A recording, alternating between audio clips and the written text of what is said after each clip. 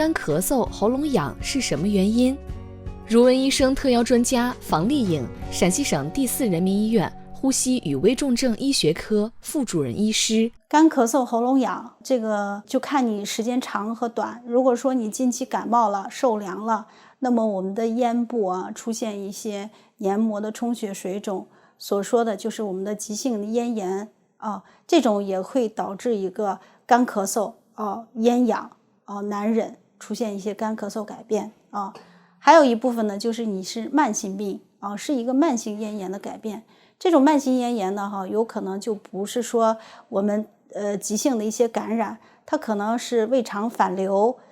导致的慢性刺激，也可能是鼻后滴漏导致的慢性刺激，还有一种呢就是过敏性反应也导致的一些咽部的一些慢性的炎性反应出现的刺激性反应，所以也会导致这种干咳嗽、咽痒的一个表现。